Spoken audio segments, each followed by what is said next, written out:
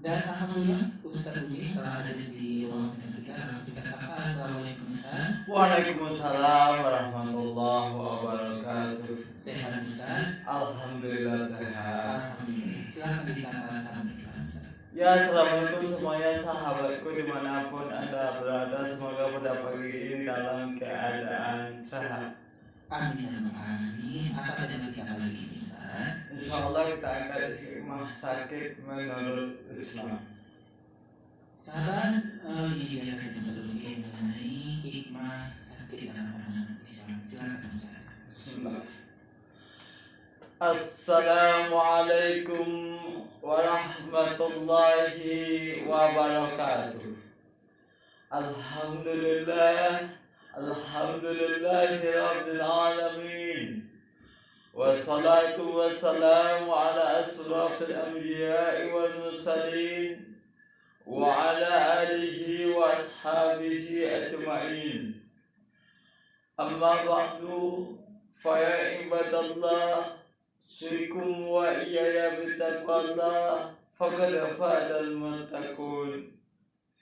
Ittaqullah haqqa tuqatih wa la tamutunna illa wa antum muslimun.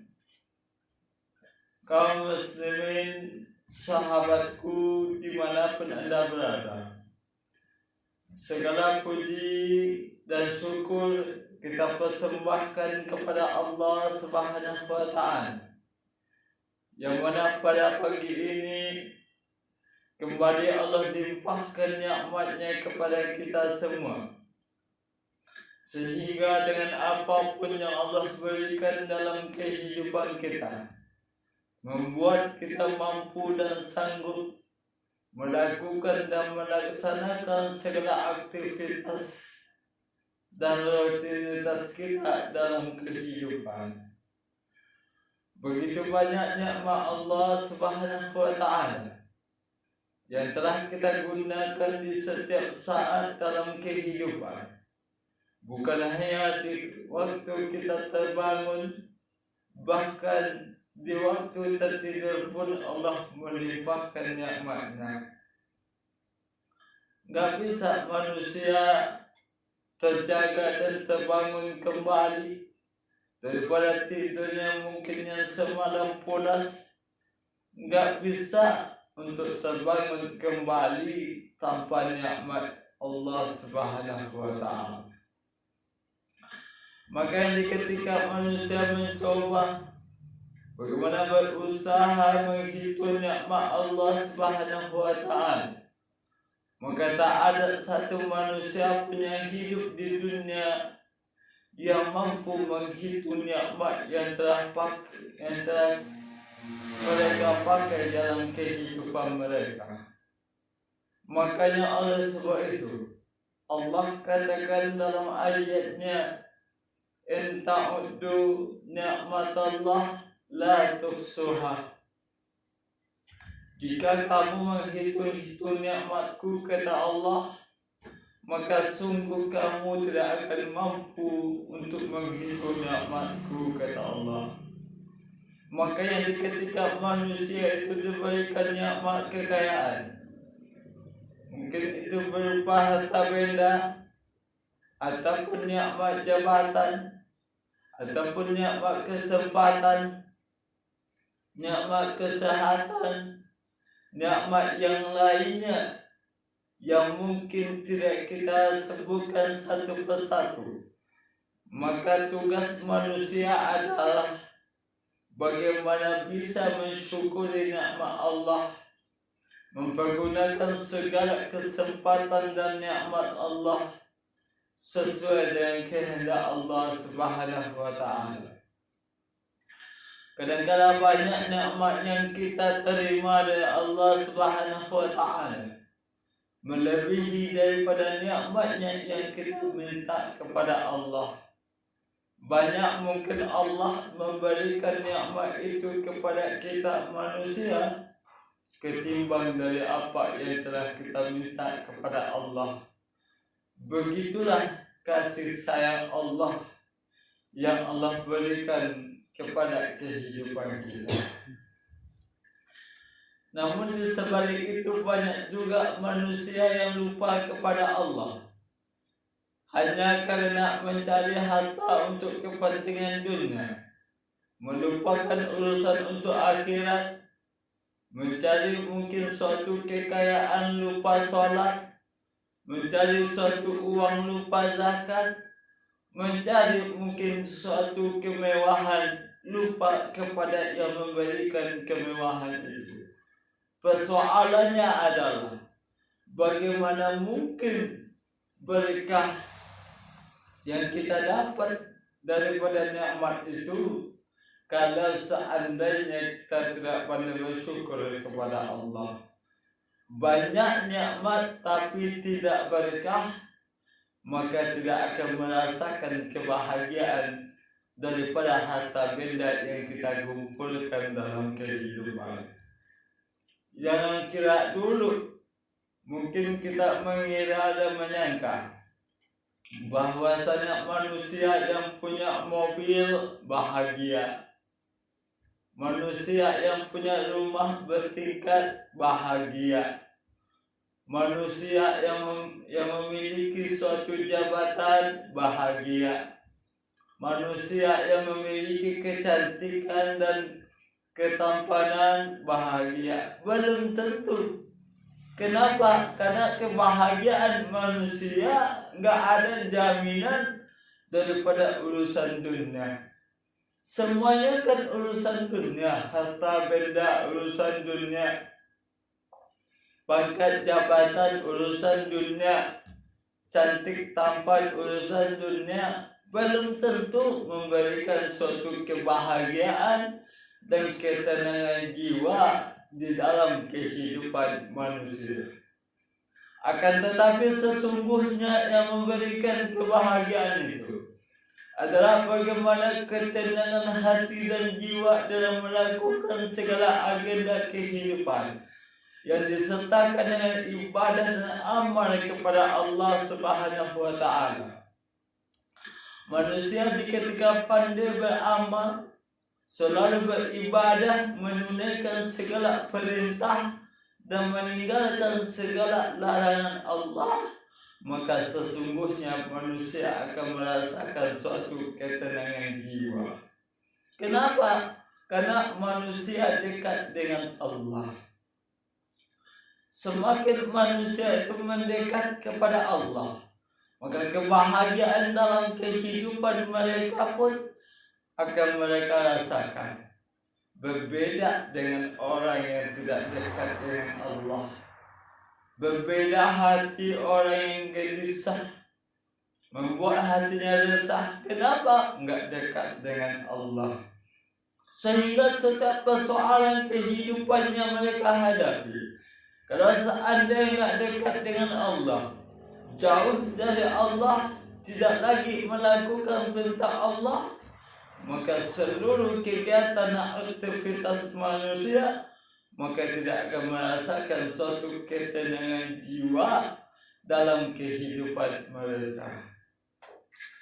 Kaum muslimin sahabatku dimanapun Anda berada, salawat dan salam dengan ucapan Allahumma sholli ala Muhammad kita kirimkan untuk Rasulullah Sallallahu Alaihi Wasallam, yang mana Rasulullah Sallallahu Alaihi Wasallam telah membawa kita umatnya dari alam yang tidak berilmu pengetahuan, dari alam yang tidak berakhlak, dari alam yang tidak bertauhid, sampai kepada alam yang berilmu pengetahuan, ke alam yang beragama Islam, ke alam yang bisa membedakan mana yang hak, mana yang batil, mana yang benar dan mana yang salah, mana agama yang tidak dibolehkan oleh Allah dan mana pula agama yang diridhoi oleh Allah Subhanahu wa Ta'ala. Makanya dengan Islamnya agama kita memberikan insya Allah keselamatan dalam menempuh kehidupan dunia juga keselamatan kepada kehidupan akhirat kelak. Kenapa? Agama Islam adalah satu-satunya agama yang memberikan keridhaan Allah Subhanahu wa taala dalam setiap agama apapun di atas dunia. Yang diridhoi itu hanyalah Islam. Inna dina indallahil Islam. Sesungguhnya agama yang benar di sisiku yang aku ridhoi, kata Allah, hanyalah agama Islam. Kaum muslimin, sahabatku dimanapun Anda berada, dalam kehidupan manusia, enggak semuanya dan tidak selama kehidupan kita merasakan suatu hidup yang mulus. Kadangkala suatu ketika kita harus menghadapi yang namanya hidup susah, menghadapi hidup yang namanya payah. Kadangkala kesulitan ekonomi, kesulitan daripada suatu hal yang membuat kehidupan susah. Banyak suatu kendala dan halangan yang kita hadapi dalam kehidupan dunia. Dalam hal mencari nafkah, dalam hal bekerja, beraktivitas, dalam hal mungkin melakukan suatu kegiatan, banyak suatu kendala yang kita tempuh dalam menjalani kehidupan. Seperti apapun manusianya, seperti apapun bentuknya, apapun jabatannya, seperti apapun kayanya, pasti mengalami yang namanya pasang surut dalam kehidupan. Hal itu tidak bisa terlepas daripada kehidupan kita manusia. Kadangkala manusia kita lihat secara kasat mata, memang ada yang kita lihat mungkin hidupnya indah saja, hidupnya mewah saja, hidupnya bahagia saja, nyantai saja. Itu mungkin kita lihat daripada kasat mata. Akan tetapi sebetulnya di sebalik kehidupan mereka mungkin tersimpan yang lebih pahit lagi daripada kehidupan yang kepahitan hidup kita yang mereka rasakan. Akan tetapi mungkin saja mereka mampu untuk menyembunyikan hal itu. Kaum muslimin, sahabatku dimanapun Anda berada, dalam kehidupan manusia Allah selalu menciptakan dua hal. Mungkin ada yang dinamakan dengan kaya, ada pula yang namanya miskin. Ada pula mungkin kita dalam keadaan lapang dan juga dalam keadaan sempit. Ada mungkin manusia itu dalam keadaan hidupnya boleh dikatakan sukses, ada pula yang melarat. Ada mungkin dalam keadaan hidupnya serba ada, serba berkecukupan. Ada pula mungkin hidup mereka yang serba kekurangan. Ada pula manusia itu yang dalam keadaan sehat. Ada pula manusia yang mungkin saat ini dalam keadaan sakit. Dengan berbagai al-ikhwal itu, maka sesungguhnya daripada dua yang diciptakan oleh Allah Subhanahu wa taala, maka membawakan dan memberikan kita suatu pelajaran bahwasanya kejadian dua hal yang terjadi di atas dunia adalah merupakan suatu tanda kebesaran Allah. Bukankah Allah mengatakan dalam ayatnya, Allah menciptakan berpasang-pasangan itu bukti daripada tanda-tanda kebesaran Allah. Bukan sebetulnya berlawanan. Siang lawannya malam,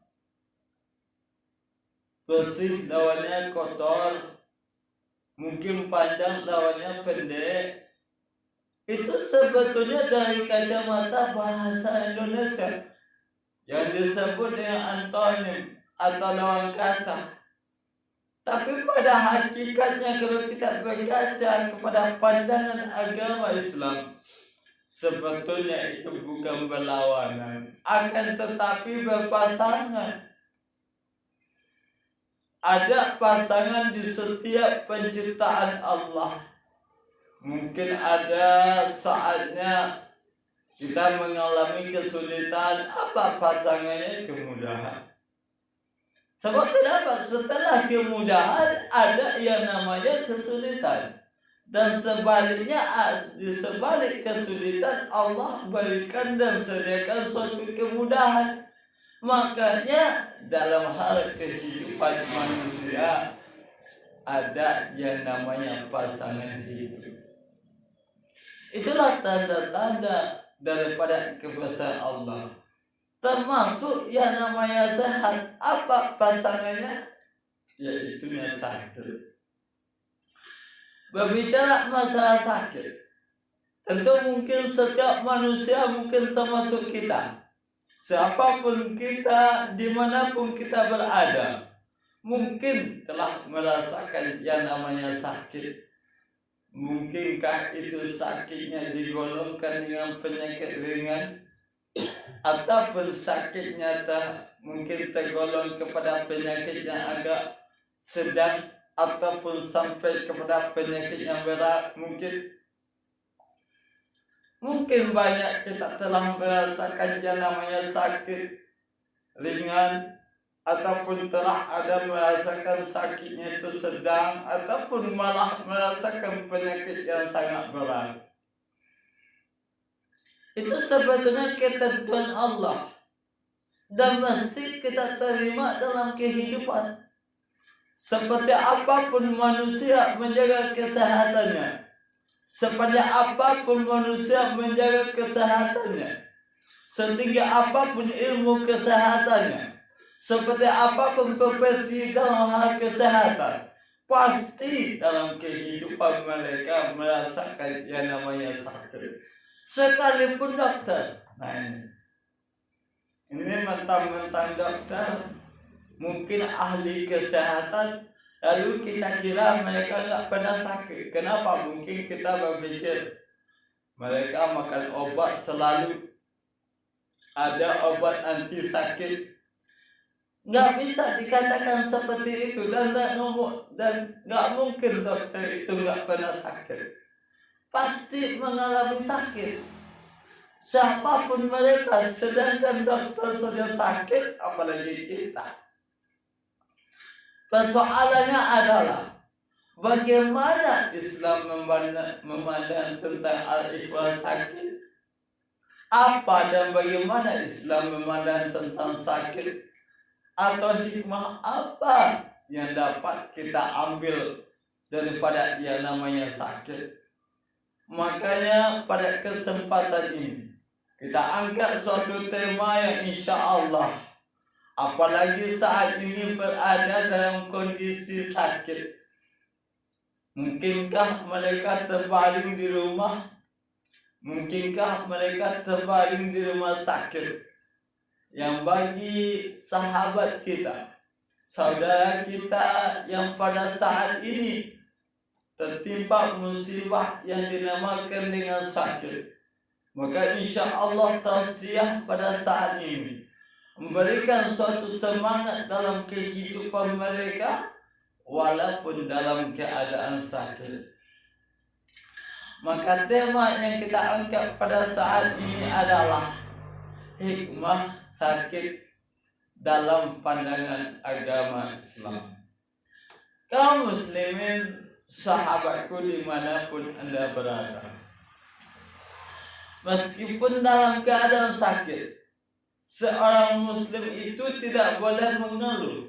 Nah ini, nggak boleh mengeluh. Ini kadang-kala umat muslim termasuk, apalagi ketika Allah timpakan cobaan berupa sakit, banyak yang ngeluh, menyalahkan suatu takdir dan ketetapan Allah. ini kenapa sih Allah berikan penyakit seperti ini kepada saya? Padahal saya punya istri, punya anak, punya keluarga untuk menafkahi mereka. Gimana ini kalau saya sakit? Siapa yang beri makan istri saya? Siapa yang menafkahi anak saya? Banyak mungkin yang berpikir seperti itu. Ataupun seorang ibu yang Allah timpakan kepada mereka yang namanya sakit. Banyak yang ngeluh. Ini kenapa sih sakit Allah berikan kepada saya?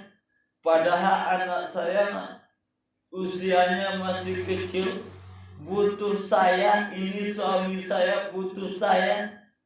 Kenapa ya sakit ini saya derita? Banyak yang ngeluh sebetulnya. Akan tetapi Islam amat sangat keras melarang manusia mengeluh, termasuk dalam hal sakit. Inilah Islam mengajarkan kepada kita, nggak ada dan tidak dibolehkan sebetulnya manusia itu mengeluh dalam hal kondisi apapun mereka hidup. Mesti optimis, semangat dalam kehidupan sekalipun dalam keadaan sakit. Kaum muslimin sahabatku dimanapun Anda berada, sebab kenapa? Sebab kejadian dan peristiwa yang terjadi dalam kehidupan kita manusia nggak terlepas daripada yang namanya hikmah. Setiap kejadian dan peristiwa pasti ada hikmah di sebalik itu, pun termasuk yang namanya sakit. Kita kalau dalam keadaan sakit itu sebetulnya ada hikmah, ada sesuatu hal positif yang tersembunyi di sebalik di ketika kita sakit. Jadi ada suatu hal istimewa yang disediakan oleh Allah kepada kita yang dalam keadaan sakit, kalau seandainya kita tetap ikhlas dan sabar dalam menjalaninya. Kita yakin kalau itu keputusan Allah, kita yakin itu takdir Allah, dan kita yakin pada saat kita sakit, maka kondisi itulah yang terbaik untuk kita. Allah berikan sesuatu beban kepada kita, termasuk yang namanya sakit, pasti tidak akan melebihi daripada kesanggupan dan kemampuan kita. Allah jelas dan tegas mengatakan, la yukallifullahu nafsan illa wus'aha. Allah tidak memberikan suatu beban kepada manusia kecuali semampu dan sesanggup kita. Nah inilah Allah katakan, kalau seandainya kita tidak sanggup menurut Allah, maka Allah tidak berikan suatu beban itu, pun termasuk yang namanya sakit. Allah lebih tahu kekuatan kita sebagai manusia. Allah lebih tahu kesanggupan kita selaku manusia.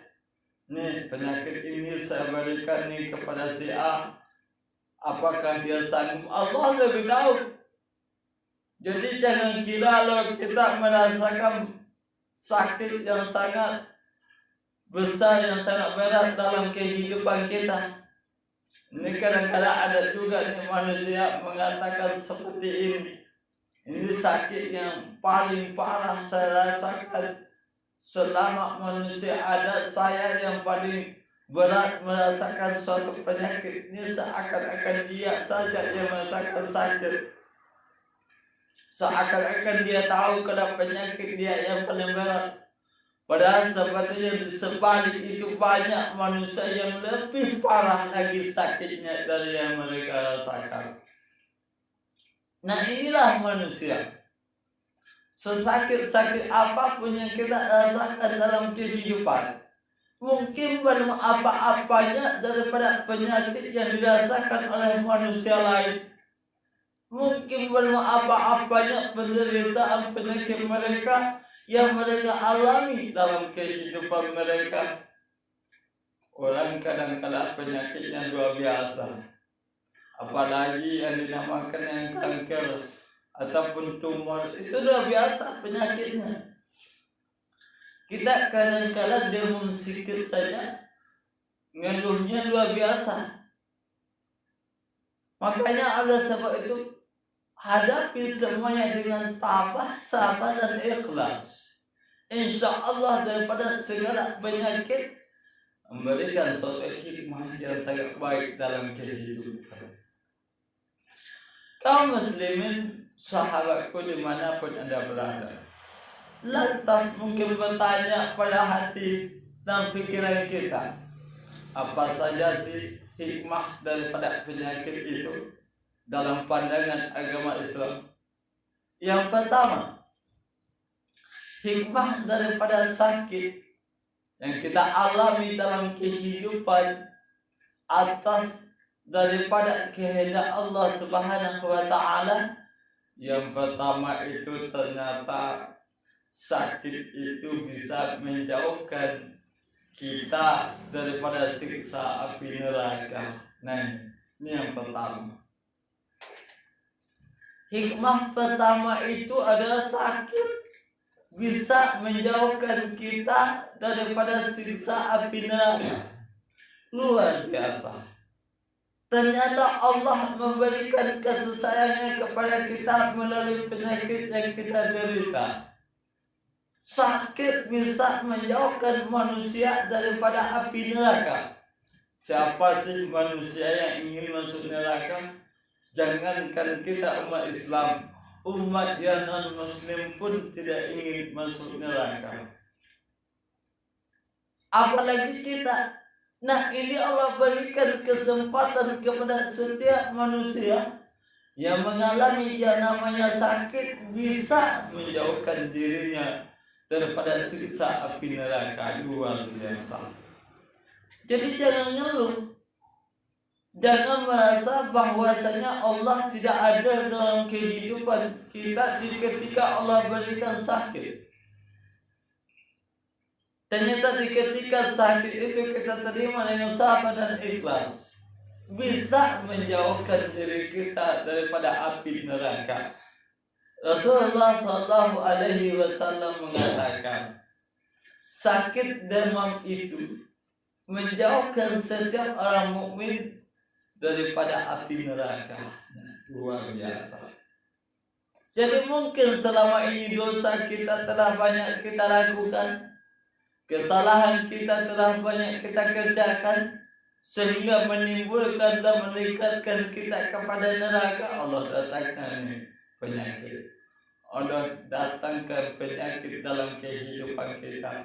Tujuannya apa? Karena Allah sayang dengan kita,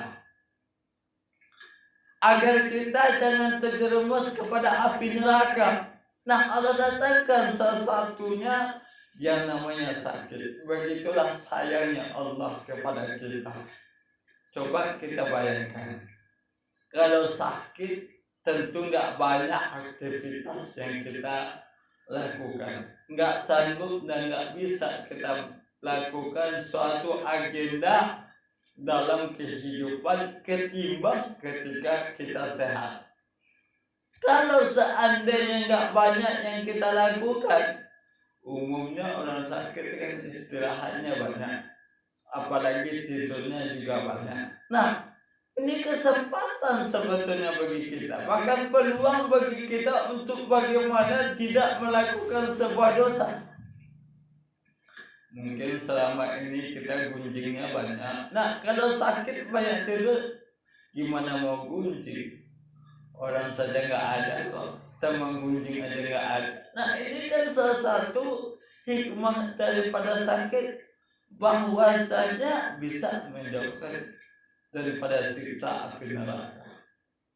Sebab kenapa? Daya, kekuatan, tenaga untuk melakukan suatu dosa tentu tidak bisa kita lakukan atau tidak semaksimal yang bisa kita lakukan ketimbang ketika dalam keadaan sehat. Kaum muslimin, sahabatku dimanapun Anda berada, Jadi itu yang pertama, menjauhkan daripada siksa api neraka. Allah akan pesan kepada kita supaya kita menjaga diri kita daripada yang namanya api neraka. Kaum muslimin sahabatku dimanapun anda berada, ya ayyuhalladzina amanu qu anfusakum wa ahlikum nar.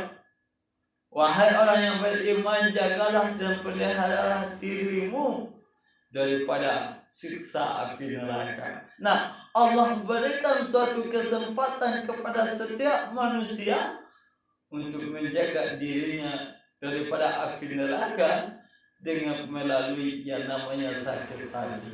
Jadi jangan pernah ngomel, jangan pernah ngeluh ketika sakit. Allah berikan hikmah yang sangat luar biasa di sebalik sakit, yakni dijauhkan daripada siksa api neraka. Kaum muslimin sahabatku dimanapun anda berada. Yang kedua, bahwasanya hikmah daripada sakit itu dalam pandangan agama Islam, ternyata sakit itu menghapuskan dosa-dosa kita. Sakit bisa menghapuskan dosa-dosa kita. Kaum muslimin sahabatku dimanapun anda berada, dalam sebuah sunnah Rasulullah SAW mengatakan, tidaklah menimpa seorang mukmin rasa sakit yang terus menerus, kepayahan, penyakit dan juga kesedihan, bahkan sampai kesusahan yang menyusahkan, melainkan akan dihapus dosa-dosa mereka. Hadis riwayat Muslim. Kaum muslimin sahabatku dimanapun anda berada, dari sini dapat kita ambil suatu hikmah, bahwasanya di setiap penyakit yang Allah datangkan dalam kehidupan kita, nggak ada penyakit itu yang tidak mengurangi dosa di ketika kita menerimanya sabar dan ikhlas. Baik itu mungkin sakit yang terus menerus atau berkepanjangan. Ada manusia itu mungkin Allah timpakan suatu sakit yang berkepanjangan, sehingga akhir daripada sakit itu hanya kematian mereka saja. Ada mungkin ada sakit itu yang menimbulkan manusia itu kepayahan atau kesusahan, atau menimbulkan suatu kesedihan, bahkan sampai kesusahan yang menyusahkan. Ini kalau manusia ikhlas dan sabar dalam menjalaninya, maka dihapus dosa-dosanya. Ini kata Rasulullah SAW. Jadi kepada kita, terutama bagi kita yang menyampaikan, siapapun dan dimanapun kita berada, kalau saat ini dalam keadaan kondisi sakit, maka insya Allah ketika sabar dan ikhlas menerimanya, menggugurkan dosa-dosa kita. Kaum muslimin sahabatku dimanapun anda berada. Yang ketiga, hikmah daripada sakit itu adalah, ternyata sakit itu mendapatkan sumber daripada suatu kebaikan. Nah, Rasulullah SAW mengatakan, sungguh semua urusan merupakan suatu kebaikan, dan hal ini tidak terjadi kecuali bagi orang muslim. Ternyata sakit itu memberikan suatu sumber kebaikan. Kenapa tidak? Orang kalau sudah sakit ingatnya banyak kepada Allah saja, pengennya sedekah saja, pengennya dekat dengan Allah, berzikir. Kenapa ingin sembuh?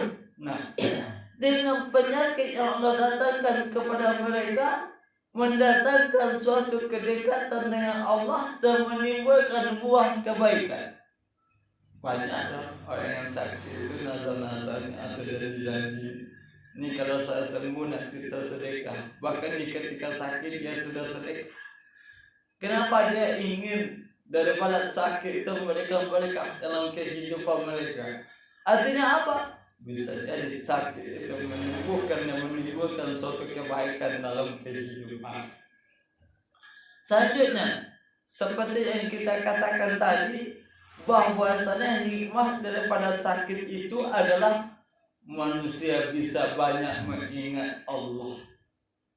Orang kalau sakit, mungkin termasuk kita yang merasakan di ketika sakit yang kita alami, apalagi mungkin penyakit itu agak luar biasa berat, maka tentu kita semakin banyak ingat Allah. Kenapa?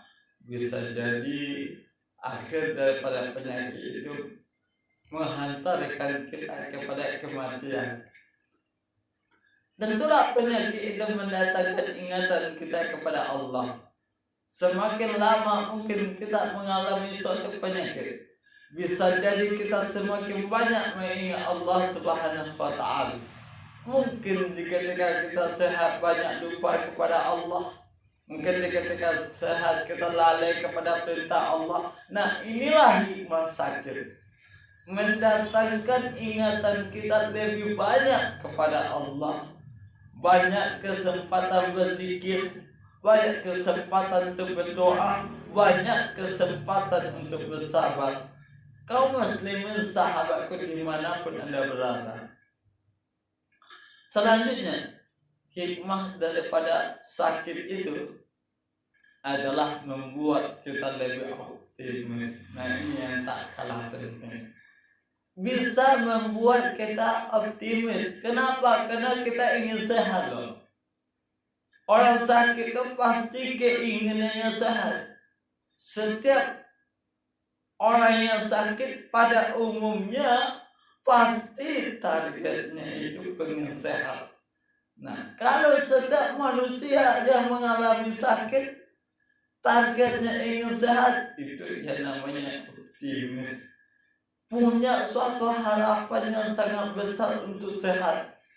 Mungkin mereka melakukan suatu usaha berobat ke dokter, makan obat dengan teratur, mungkin lebih banyak istirahat. Makanya orang sakit itu membuat dia optimis. Besok saya sehat nih. Ini kan sudah optimis. Nah, ini kan gampang, baru sakitnya seperti ini, besok insya Allah sehat lagi. Memberikan suatu optimis dalam kehidupan mereka di ketika mereka mengalami yang namanya sakit. Mudah-mudahan tausiah yang kita sampaikan pada saat ini, apalagi bagi kita yang dalam kondisi sakit, insya Allah sakit yang kita derita, yang kita alami pada saat ini memberikan suatu hikmah yang sangat luar biasa dalam kehidupan kita. Fa'tabiru ya ulul absar la'allakum turhamun.